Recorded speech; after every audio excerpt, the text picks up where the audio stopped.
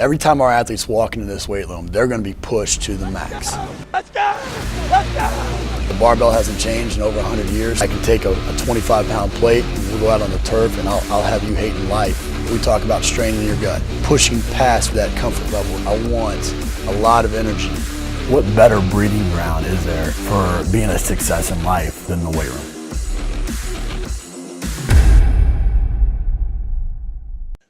Hey guys, welcome back to Iron Game Talk. I'm your host, Ron McKeefery. This is episode number 297. I want to thank you guys for listening each week. Really appreciate those of you that like, share, comment. Just helps us continue to highlight the great people we have in the profession. I want to thank our sponsors, or our sponsor for this year, Train Heroic. As I've said many times, they're a phenomenal group of people, first and foremost. They have an excellent product. So if you're looking for a delivery system for your training programs, reach out to them. If you're an entrepreneur and you're trying to find some ways to create some additional revenue streams, their marketplace is fantastic as well to be able to put some of the programs up. But like I said many times, I only partner with people that I believe in both the product and the people, and they're fantastic. So check them out. This week I'm joined by Keir, Wenham-Flatt. He is known as the rugby strength coach, but one of the early questions was, is he going to change his name of his website to football now that he's working American football? But appreciate you coming on, man. Mate, it's good to be here. You know, like I think I've followed your stuff. It must be close to a decade. I'm a bit of a lurker. Like, we've never really spoken, but I've followed you for a long time. Yeah, no, it's likewise, and I've just been super impressed with what you've done, and appreciate all the time. And it's unfortunate that we haven't had a chance to get to know each other in person yet, but we'll make sure to remedy that in the future here, right? Getting a little bit of lag time. You still there, bub? Yeah, I'm still here. Good. Yeah, we lost you there for a second, but I was just saying that we're gonna make sure that we catch up sometime down the road here. Absolutely, yeah. Well, man, I always jump in. You've been in professional rugby for quite some time. You're now, working in William and Mary. Which experience in your journey best defines you, or which ones had the most impact on you as a coach? Early and profound failure. I tell people, like, when I started in this field, I came out of university in 2008. Perfect timing with a recession, so no job market, and I had 2 interviews for internships with professional sports clubs straight off the bat, and didn't get either of them. And it was readily apparent in those interviews that I'd spent 3 years basically learning to become a researcher and not a coach. And it was like a slap to the face, like, all right, I need to learn how to coach. And I would define coaching as basically getting an athlete to do what is in your head. So right. The academics is the foundation, but there is an art and a science to coaching, and the art was completely absent from my graduate education. And you look at me, like I'm not clearly a natural athlete. So I was just an enthusiastic trainer that had to learn how to be a coach, know real insider connections. And, it took me over 2 years just to get to the point where I could work for free for a professional rugby club. Right. And, I've had a lot of failure since then. And I think that has been valuable, because if it had been handed to me or I just landed on my feet, maybe I wouldn't have been forced to learn those lessons. And, I'd say combining that with just being extremely stubborn and analytical has kind of got me this far. Right. Yeah. Yeah, I think that's such a common thing. I mean, be it, that you're just such a charismatic, eccentric coach that you didn't maybe get the science background, or vice versa. You spent all this time in almost a laboratory type of setting. You get into it, and all of a sudden you figure out really quick that it's a combination of the two. And if you don't have both, you're not gonna make it very long. And the only way to do that sometimes is to get those unpaid positions or those internship type positions, and really figure out what your strengths and your weaknesses are. Well, you see the same in staffing as well. Like what applies to the individual applies to staffing as well, because I can certainly tell you from professional rugby that there are, not to like have a clear dividing line down the middle, but I call them like bookworm coaches that are very numbers, detailed, scientific. Then you have the lunatic coaches on the other side, and I think if you are heading up a department or a club, you have to have enough insight into yourself to pick somebody that balances out quite well with you. Because if you have two bookworms or three bookworms, you only pick coaches in your mold, you're going to have a group that just has a fantastic program on paper, but when you've just got beaten 50-0 at the weekend, you have to come in on Monday morning. Right. They don't want to be with they want to be with the Scott Cochran type, but having the live wires without the detail to back it up, it's kind of like lunatics running the asylum. It's you want that balance there in the staff, for sure. Yeah, I think it's so important. I talk a lot about there's a personality test by Gary Smiley that's you're a lion, an otter, a beaver, a retriever, and everybody has strengths and weaknesses. And so that lion is, they're very out in front. They pound their chest. They're vision casters. They're the leaders that you follow up the hill. But when it comes to the details, they're not nearly as detailed as that beaver, maybe, And so I can't relate. You have to have both. My dogs are going to go crazy here, but you have to have both. Yeah, will you grab the mic? Thanks. You have to have both. And if you put two lions in a cage, they're going to fight, right? And so you got to balance it out. So I couldn't agree with you more there. I always, I like to ask coaches their biggest mistake and how they learn from it, because I think it helps us avoid some of the landmines that, as you're going down a journey, if you can avoid some of those landmines, you're gonna get to where they're at, hopefully faster, right?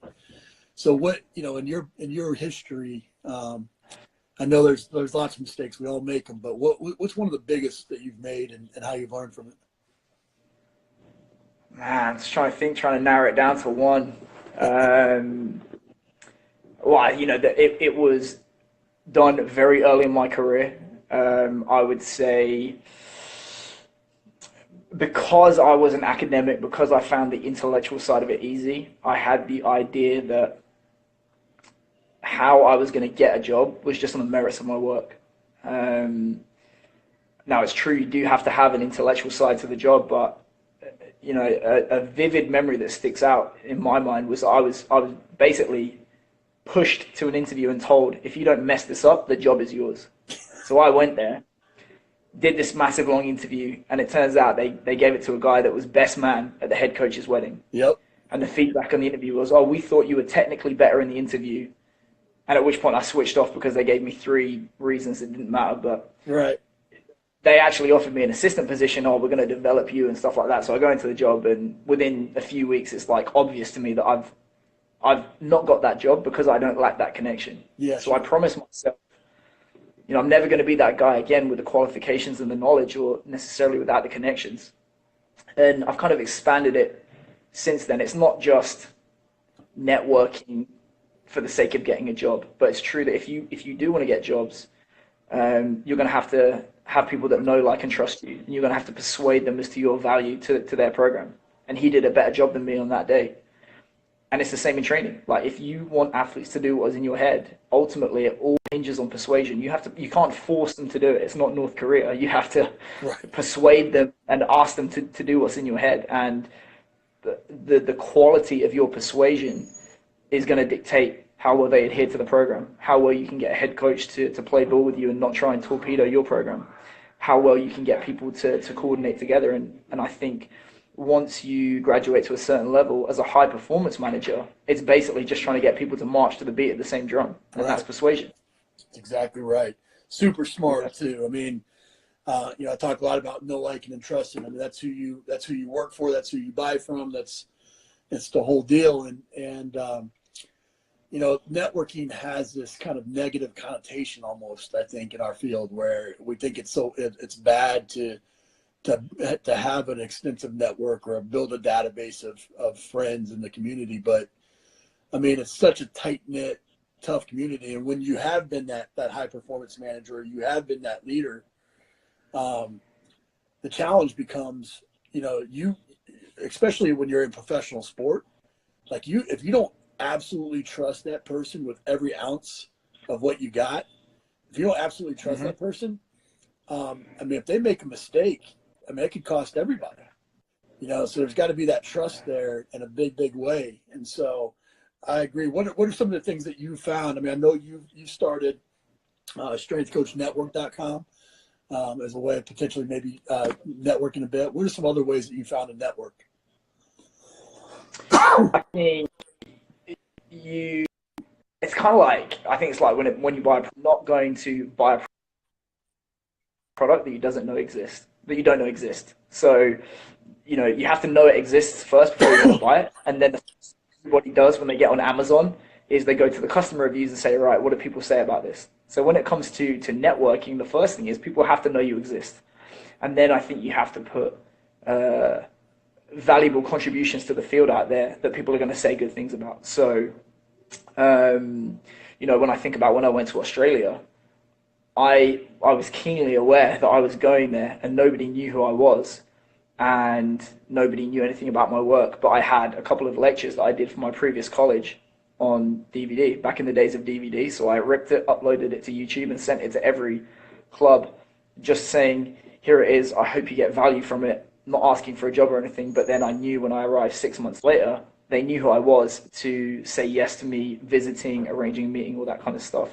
And, doing in the States here, when I presented at track football, again, I was aware, I may have a small profile in rugby, but nobody in American football knows who I am whatsoever. So I said to the organizer of track football, if you pay for the hotel and the flight, I'll present for free. And I did.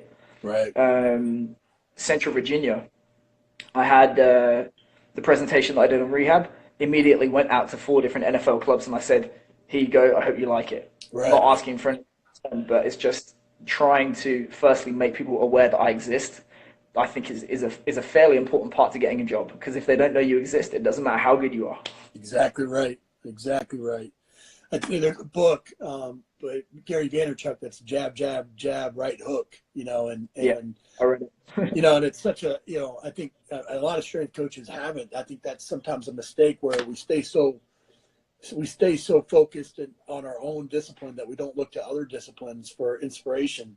But that entrepreneurial space, that business space, that law and different disciplines, you can pull from those and apply them to strength and conditioning. And I think that's a great takeaway, common in the entrepreneurial world, where you're giving content, you're giving resources with a genuine intent that you don't necessarily want something in return.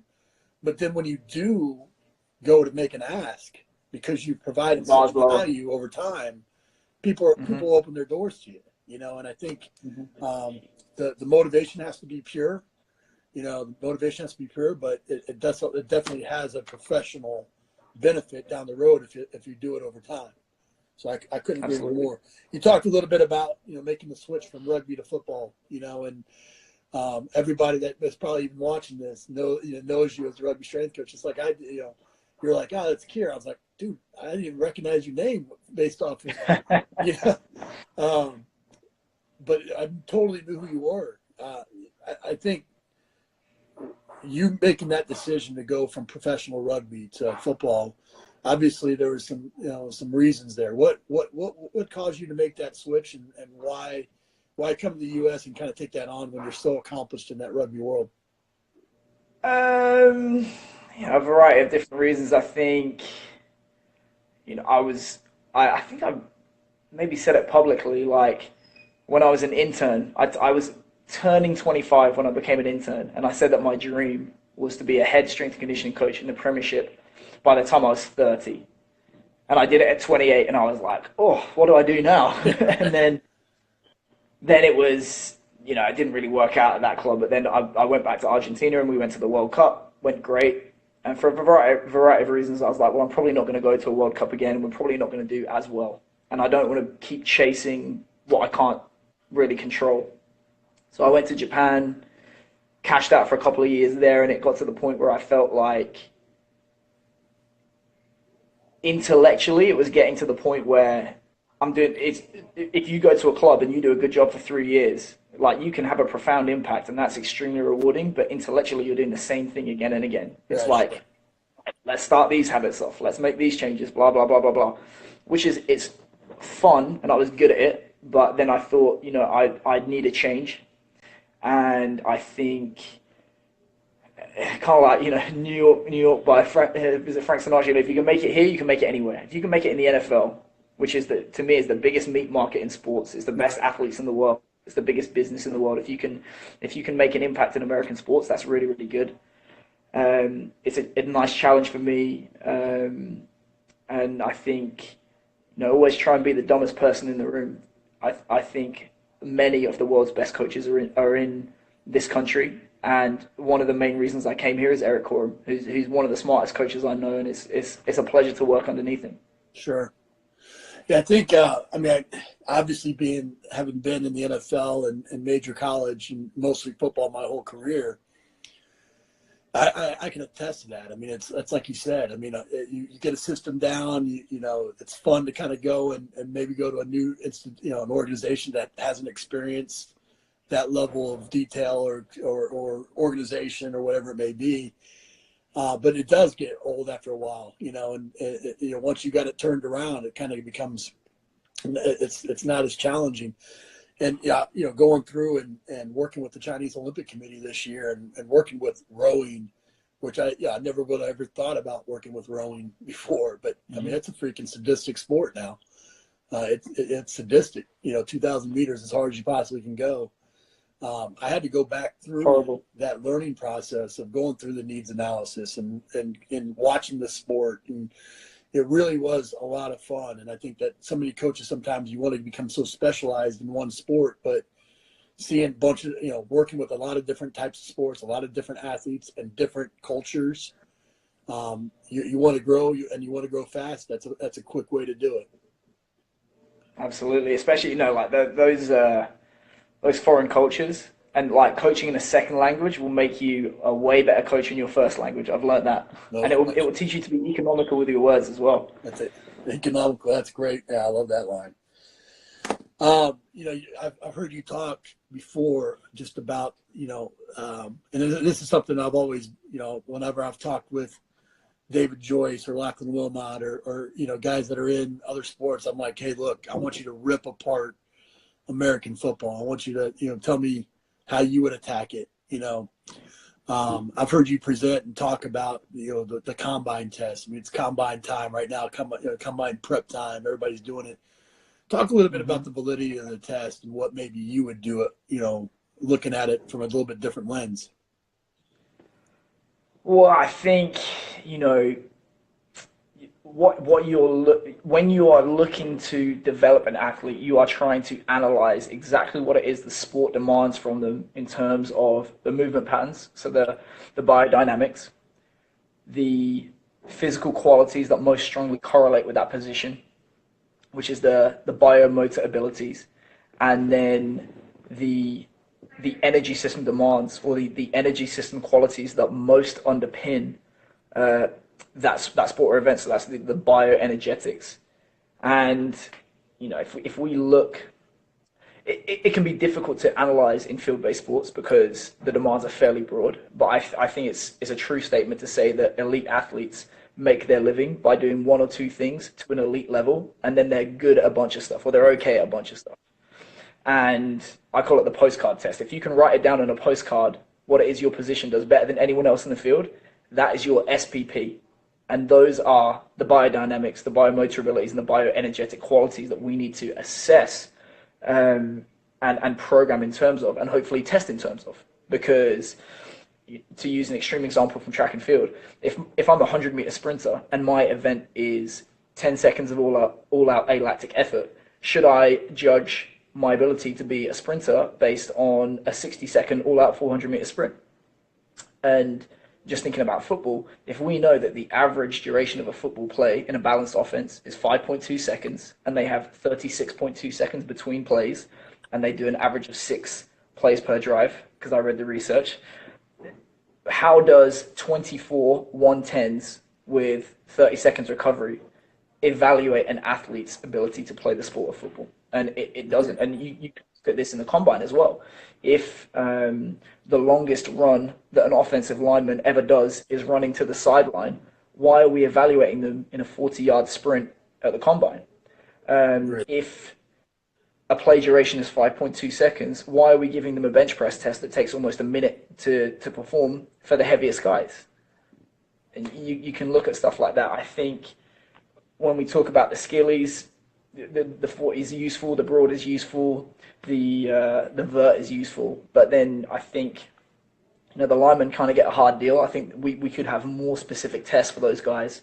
I think if your job is to move very, very heavy stuff for a few yards in short bursts, I would love to see something like, a body weight prowler push for 5 yards timed, for example. Right. We're actually in the process here at William-Mary, we've devised an intermittent shuttle test for our conditioning test for our guys, which mimics the time motion demands of football. And we're going to try and bring in a lineman-specific version where we start you on the goal line. We have an arbitrary amount of weight on the prowler.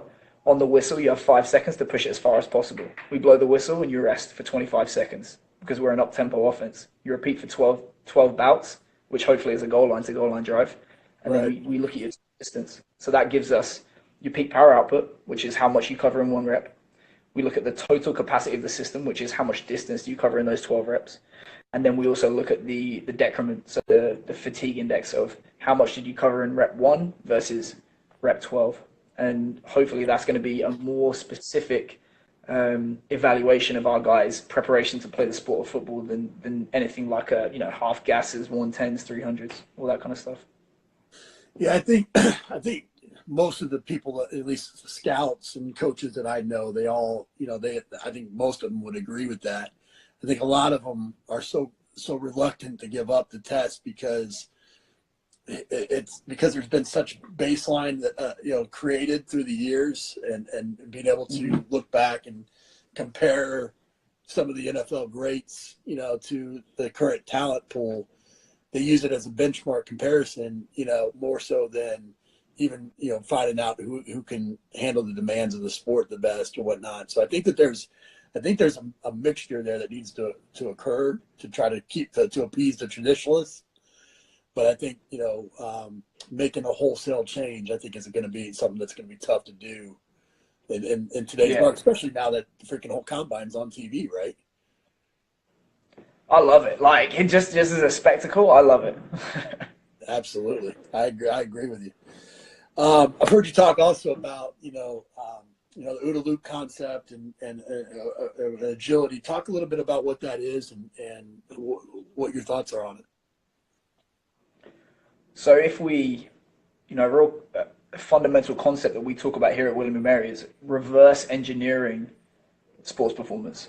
So if we look at the demands of agility, what we have to do is be able to perceive our environment, because we use our senses to derive information from the environment and create our model of the world.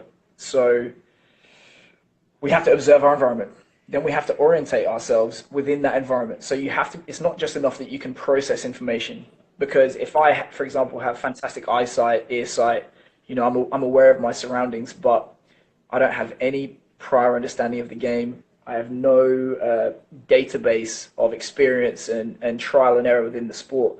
That's also useless. So I have to be able to derive meaning from that information and synthesize and analyze. So analyze is, what does all this information mean, and what are the implications for what I'm currently doing, the problem that I'm trying to solve. And then synthesis is, what are my options right now? How can I respond to this problem?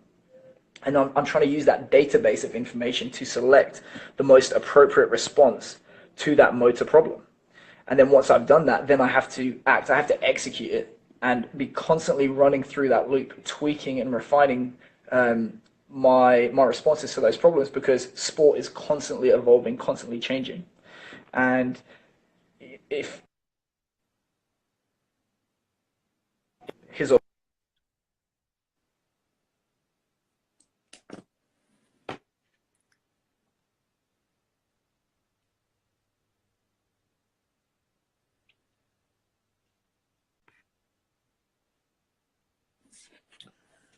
hopefully jumps in here. You guys go ahead while he's buffering here.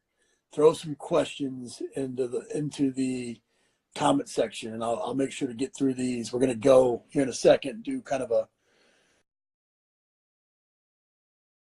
questions and answers as we go through. So add some below. Also, let me know what you think about this being on Instagram Live, putting our Game Chalk Talk on Instagram Live as opposed to me shooting it and just adding it to iTunes. I'm still going to add them to iTunes. So those of you that listen to the podcast as you go, we'll definitely continue with that. But we want to make sure that we bring as many different ways. And I think this adds an element of interactivity that hasn't been happening. There he is. You there? Yeah, I don't know what happened there. Okay. So when do I get off? Just when you're going through just the environment and how the body responds to the environment. You have to be able to perceive your environment. You have to be able to derive meaning from it.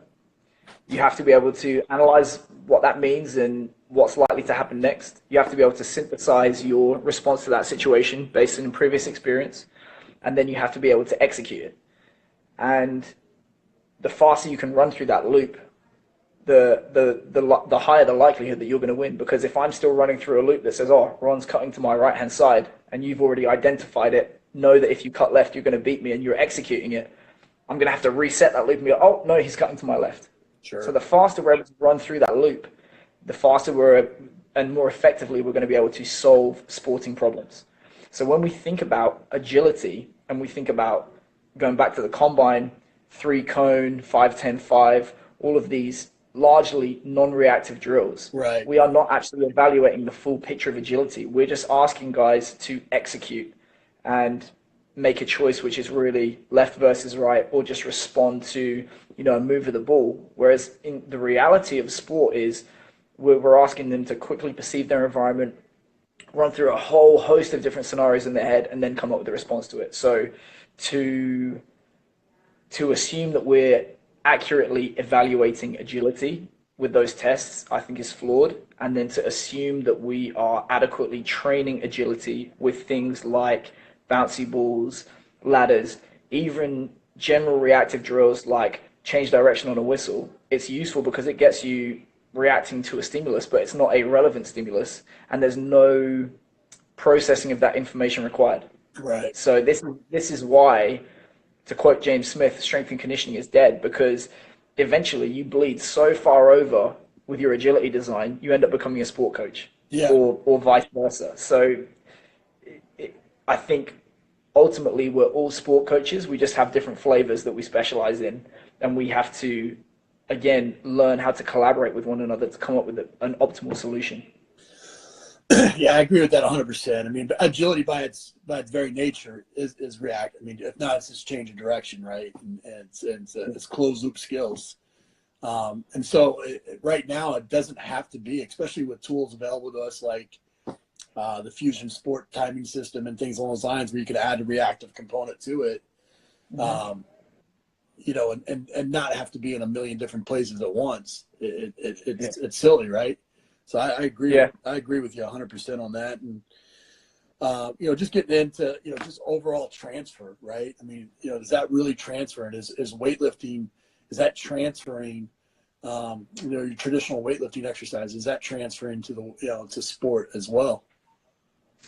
Well, I mean, I can tell you just from my experience in Japan, like we ran the numbers on all of the stuff that everyone says is supposed to transfer to speed and power development, and there was like zero correlation. There was no correlation whatsoever between the squat and jumping and sprinting.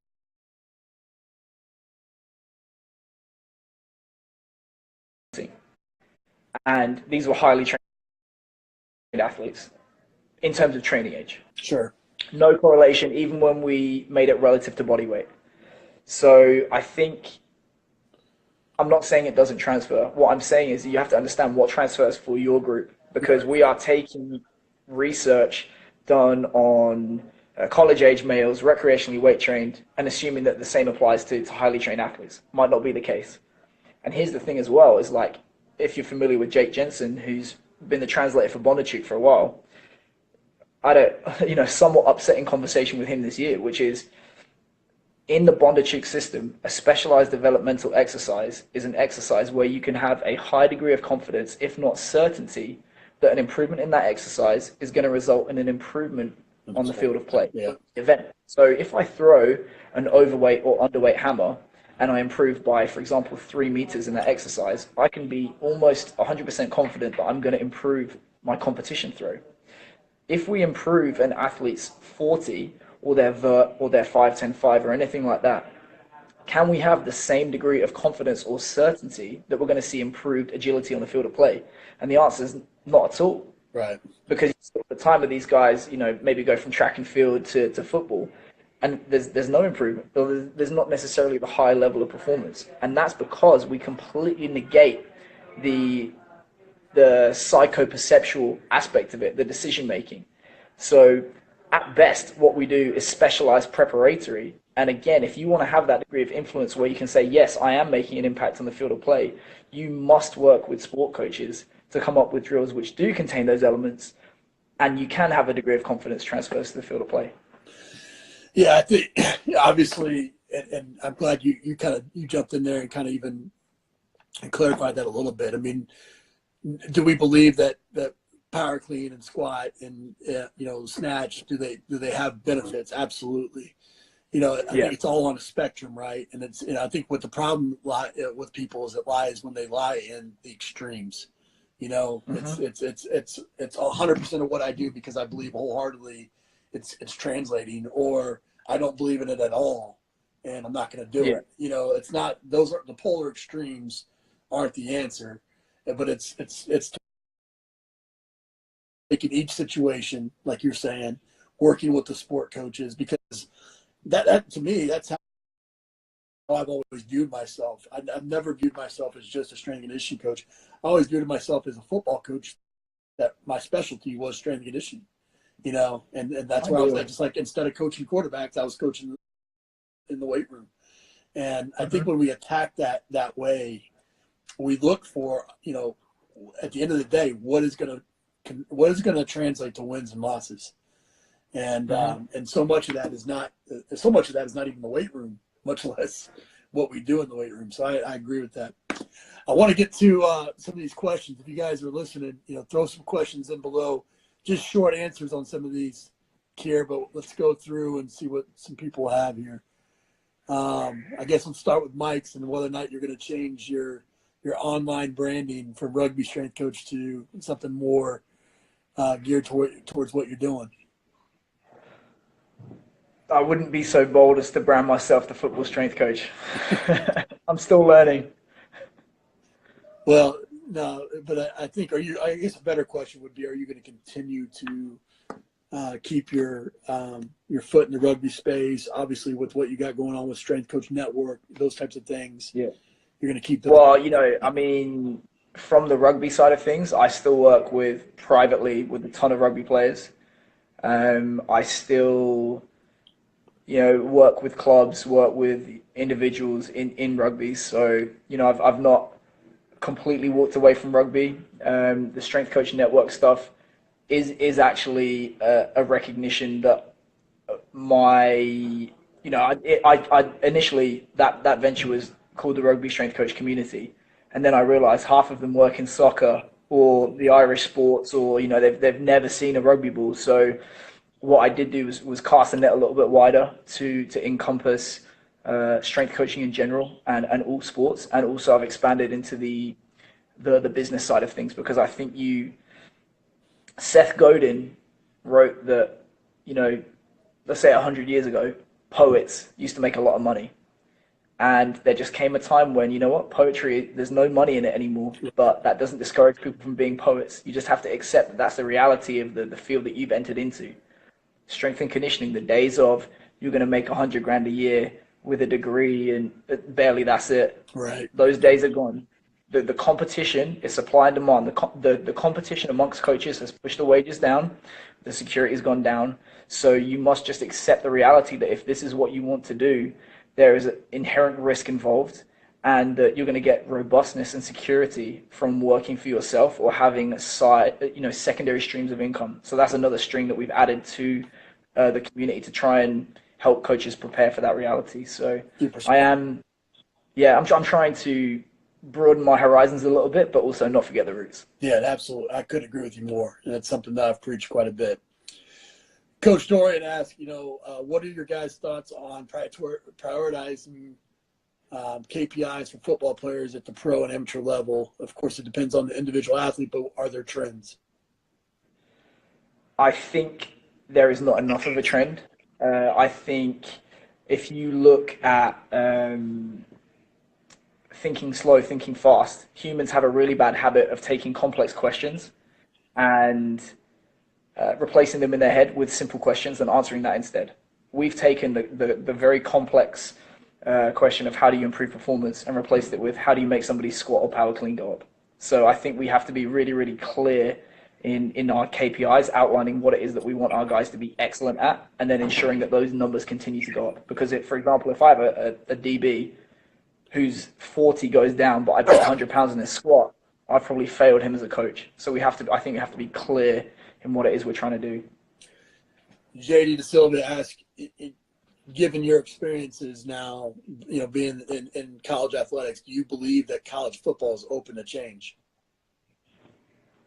In the right circumstances, yes. Sorry, I'm just going to go downstairs because my battery's about to die, but I'll keep talking. So, yes, I do think it's open to change, but I think you have to have the right people with you in the organization. I've learned the hard way in certain environments that you can account for the shortcomings of people below you. 1 second, sorry. This is like a weird moment.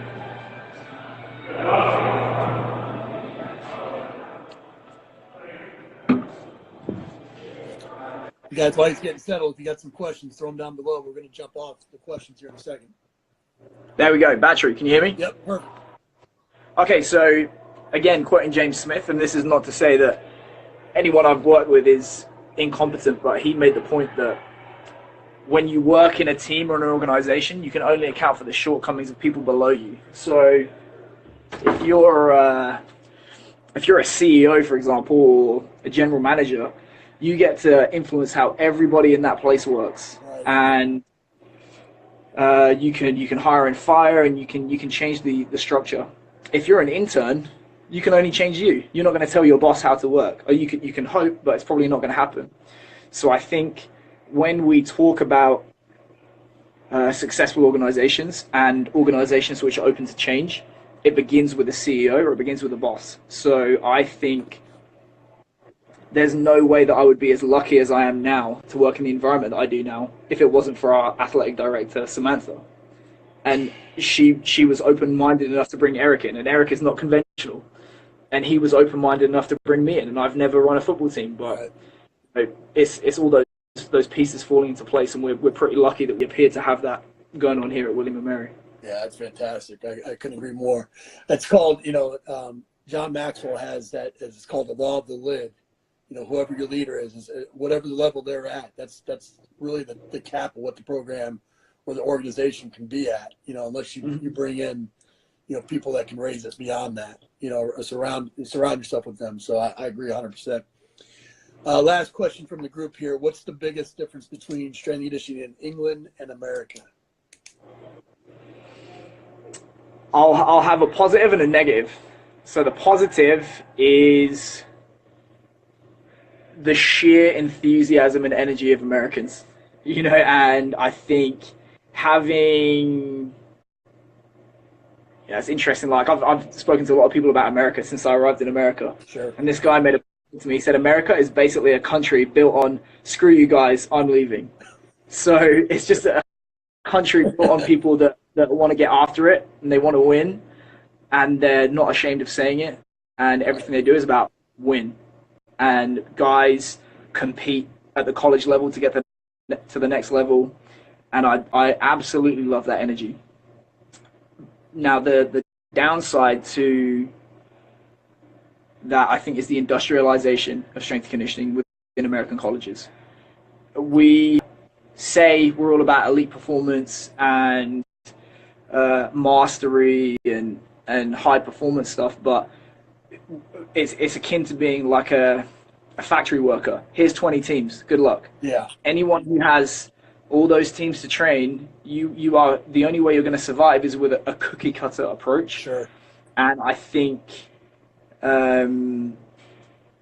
that's the thing that I find most challenging about the collegiate environment in the States is that we almost pay lip service to high performance because we say we want it, but then we give practitioners a ridiculous number of teams, a ridiculous number of hours, and I think the two sometimes are just not compatible with one another. So those are the major differences, but unquestionably, I love being here. I love being in that environment and the energy, and I'm excited for what it brings. Absolutely. Well, man, we end the show with some resources here. Give us the best piece of coaching advice you've received. Experience is what you got when you didn't get what you wanted. All right, I like it. Give us a book, app, and website recommendation. Book, I'd say, I'm going to give him a plug here. Governing Dynamics of Coaching by James Smith. Probably hands down.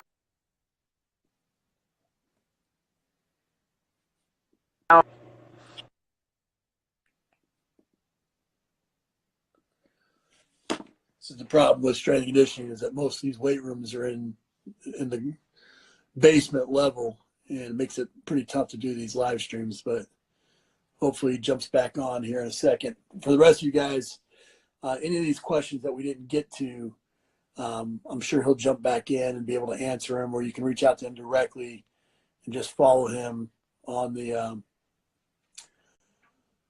Instagram and whatnot. There we go. Let's add him back in. Gonna wrap up here just in a few seconds, guys.